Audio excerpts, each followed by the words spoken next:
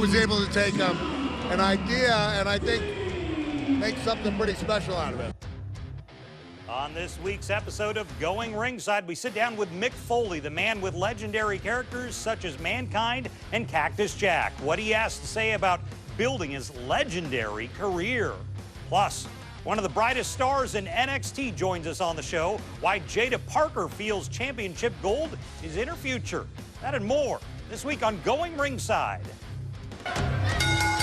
Influencing pop culture, politics, and everything in between. Taking you ringside as we discuss the crazy world that is professional wrestling. This is Going Ringside.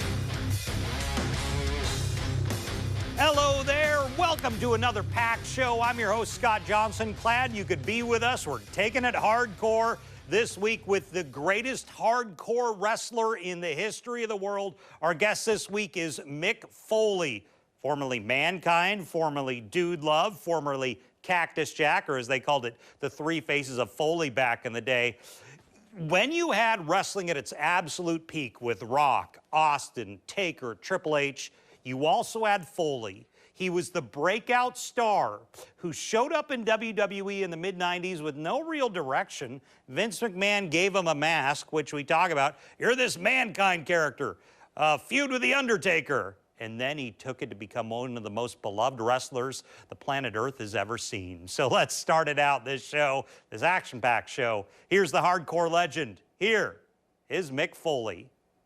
Well, we're excited to be joined again by the hardcore legend himself, Mick. Mick, thank you for joining us. How are you doing? Good. I think I see Ric Flair over there. Woo! Well, he's trying to be Ric Flair. Oh, that's not the real Ric Flair. That's part of the fun. Like, there are no rules. I mean, there are rules. You can't beat up people. Yeah. You can't throw food. I'm saying anything goes. You can dress up your favorite wrestler, cosplay as anyone you want.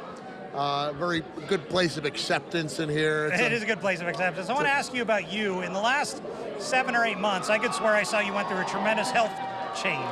Oh, yeah, I dropped some LBs. Yeah. Yeah. How you doing? I dropped like 98 of them, but I got to tell you, I put about 15 of those LBs back on. They did? So maybe this isn't the best idea.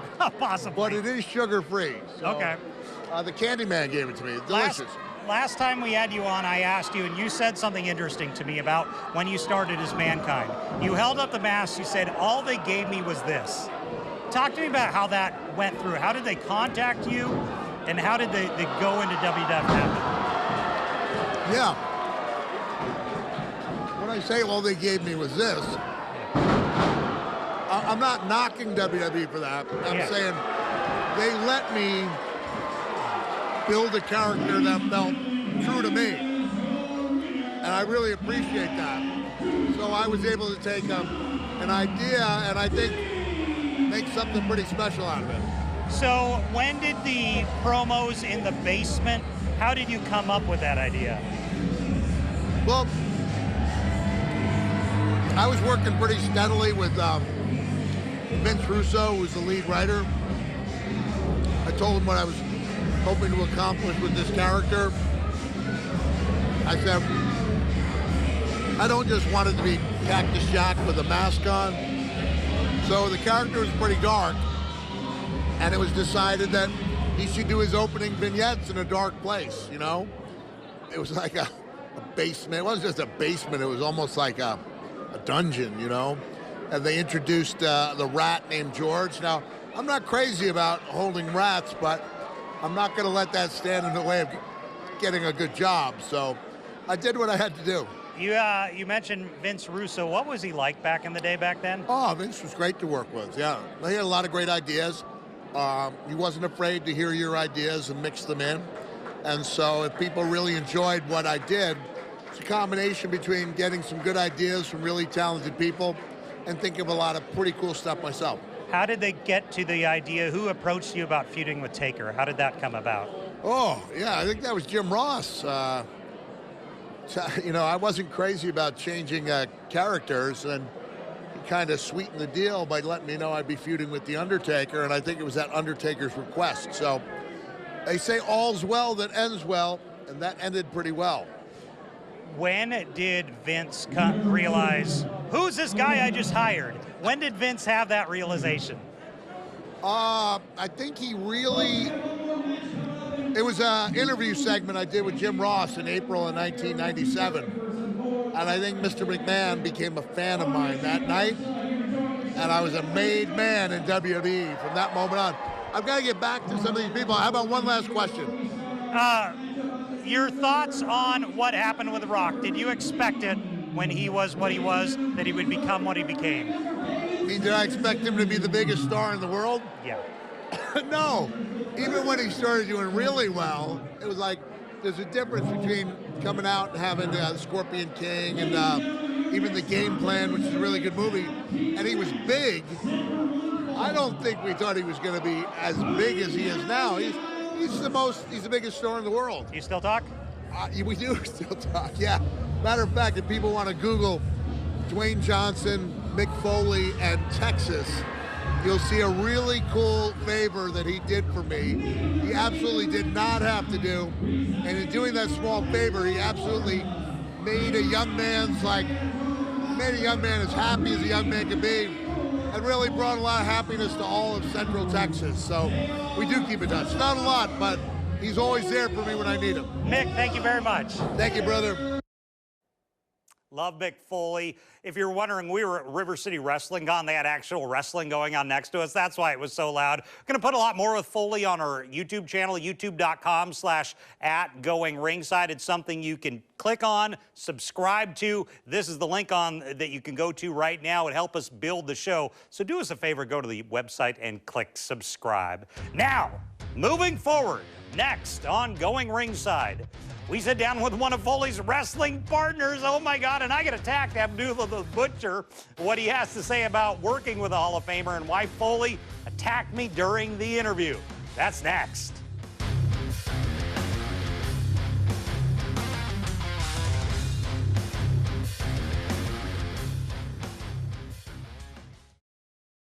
So I want to talk a little more about Mick Foley because he's part of those hardcore legends. You've got him, you've got the late Terry Funk, you've got the late Sabu, a lot of those ECW guys, and then you have one old school guy I've talked to a lot. That would be, if you're an old school fan like I am, Abdullah the Butcher, the madman from Sudan, the crazy man who would often take forks and just stab his opponents. He and Mick went all over the world feuding, partnering. It was kind of that love-hate relationship. And I was talking to Abdullah the Butcher, and when I was talking to Abby, I was saying, you know, I was listing all these greats, and I wanted to end on Mick Foley. I'm like, what was it like working with Mick Foley? You eventually worked a lot with Mick Foley when he was young. What was Mick Foley, Cactus Jack? Cactus Jack, to me, was like a god. That's one guy I respect. He took the craziest bumps. Yeah. I chased him all the way up to the stairs in the Omni, right? And I gave him a karate chop. He came all the way down. Boom, boom, boom, boom, boom, boom, boom. I said, he's got to be dead, right? And I go down there, and I went to touch me. He said, don't touch me, right? I said, you okay? You okay? He said, yeah. But don't touch me. He wanted to make his first move himself. Then I did the same thing with him in the cage match.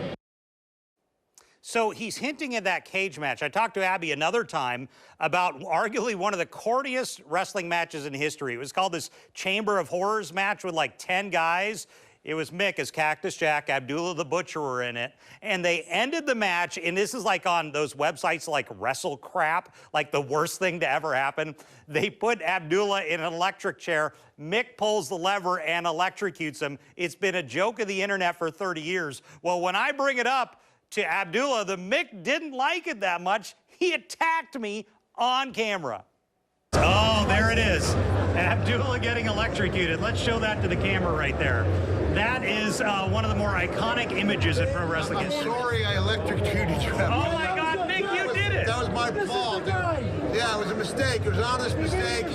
Could have happened to anyone. Who hasn't electrocuted? How could you have done that to him? Hey, it's a long time has passed. Water under the bridge. No need for a guy like you to bring it up again. I'm sorry. Yeah. Give me that fork, Abby. Oh, God! Oh, my God! This is not what I'm paid for. This is not what I'm paid for. Oh my God. The moment I was stabbed in the face with a fork by Mick Foley, I'm like, I'm ready to retire. I'm good. I've accomplished a life's dream. It doesn't get any better than that. Mick is fun. Abdullah will probably hear from on more shows down the road. But I want to talk about what's next. Coming up, one of the women on top of the NXT women's scene joins the show. The women she wishes to beat on the way to the top. This is Jada Parker.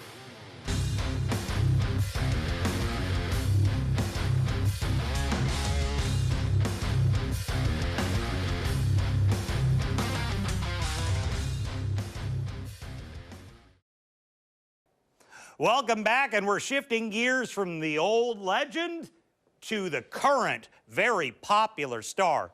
We're talking about Jada Parker, NXT icon, an icon, I'm guessing, on the main roster, if she's not already by the time you see this.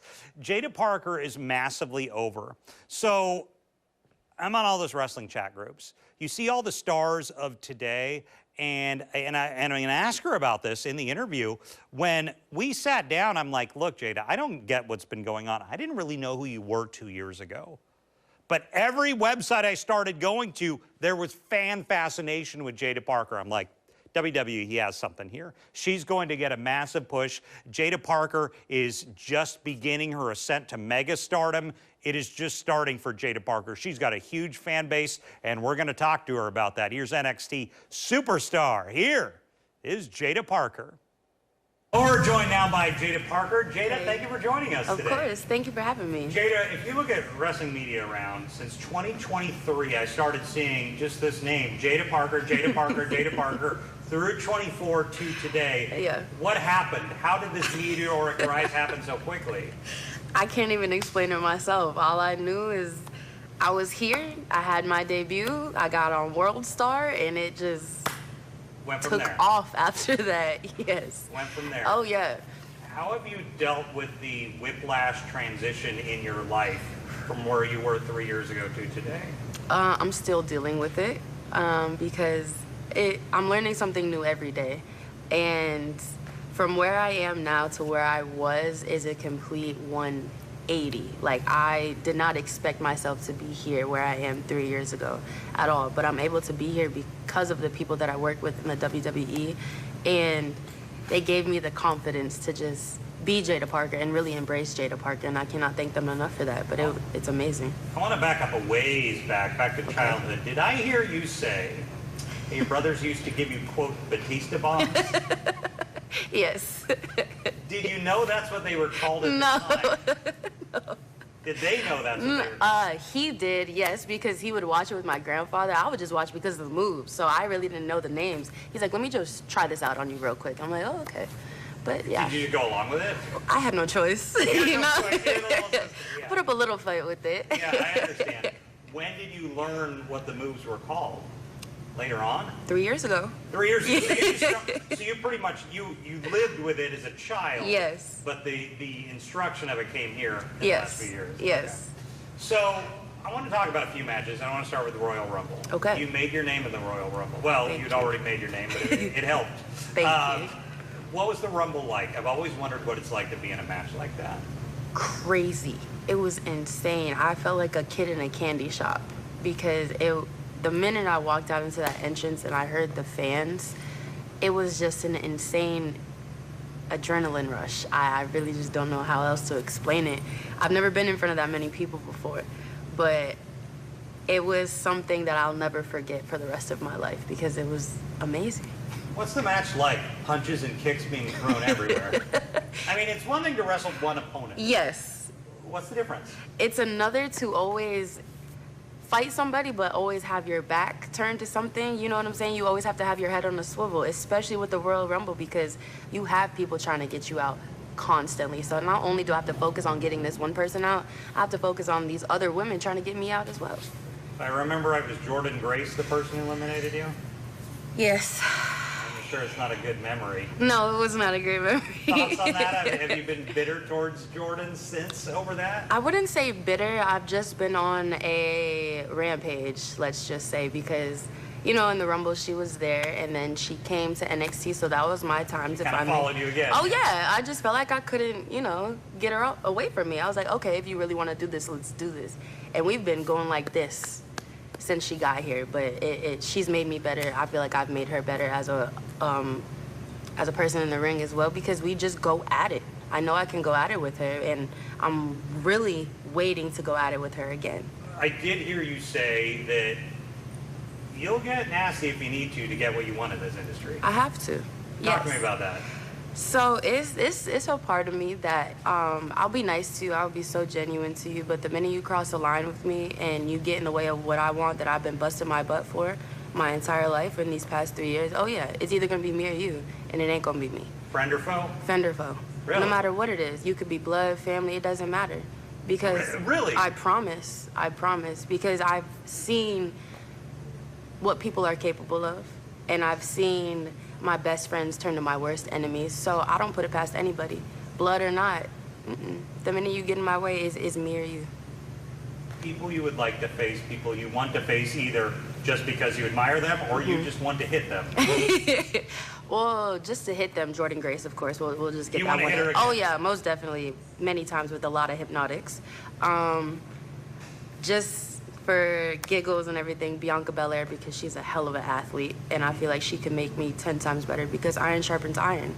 Meechin, I would love to run it back with her in our street fights and everything. Nia Jax, just to see if I can handle, you know. Why do you say just see if you can handle Nia? Because she is one of the biggest threats in this division. If not, yeah, she is one of the biggest threats in this division, not only because of her size, but because she knows how to work in the ring. She knows what she's capable of. Do you worry if you go in with someone like Nia, you don't walk out? I mean, is that a concern? That's a concern with everybody. Really? But at the same, like, if I go in scared with her, I have to go in scared with everybody, but I'm not going in scared with her because at the end of the day, she bleeds like I bleed. Wrestling is filled with just drama online, fans, it is everywhere. Everywhere.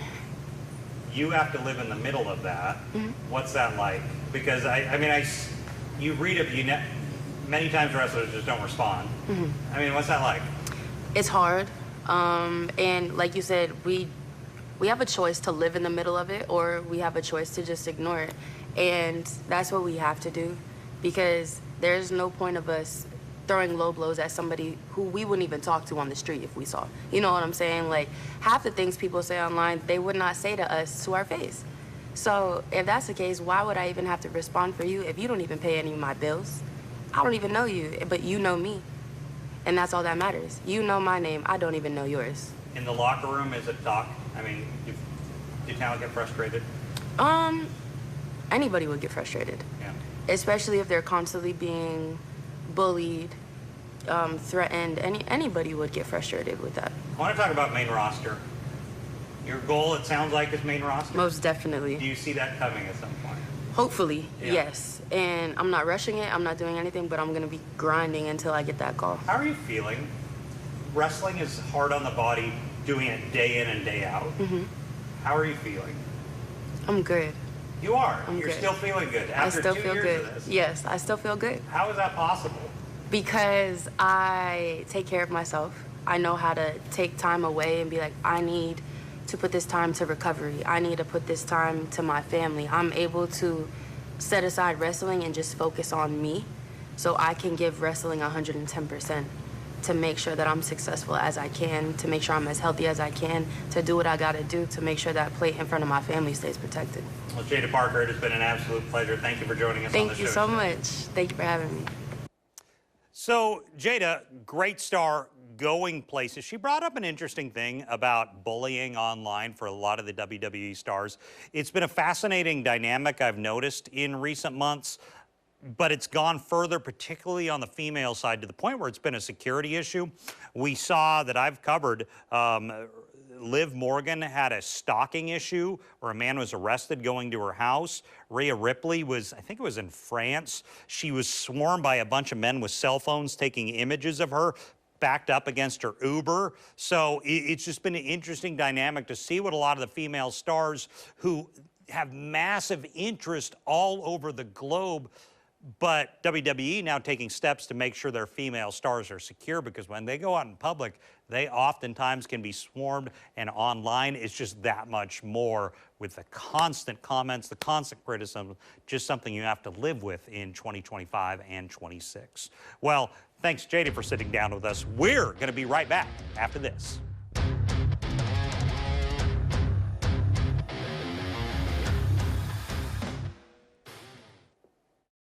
Welcome back, and before we sign off and turn it over to NXT or Women of Wrestling, depending on what night you're watching, I want to thank our guest tonight, Jada Parker, a star, a superstar in the making. She's already a star, and of course, the hardcore legend, the icon himself, Mick Foley, one of my personal favorite wrestlers of all time, one of my favorite guys to ever interview because he's just so much fun. By the way, I want to point out on Mick, if you ever see him at a convention or something like that or out in public, he's just as nice as you think he is, so you can definitely approach Mick and talk to him at any time. And so Jada, a lot of her NXT cohorts, Mick, a lot of his old school cohorts, we've got all their interviews in one place where you can go look at right now. And I want to put it on the screen and close the show with this. Our Going Ringside YouTube channel. Daily news updates, you can see them there. But interviews with the biggest stars of all time, the biggest stars of today, every single day we're cranking out content. Right there, there's a QR code. Click on it, go to the website, and when you get there, we need you to do this one thing. It's important. Click that subscribe button so we continue building this, bringing you the biggest stars in the world every single day. Make sure you go to the youtube.com/@GoingRingside and click that subscribe button. Thanks so much for joining us. We'll be back here next week with some more big interviews. I'm Scott Johnson. We appreciate you watching. We'll see you next time.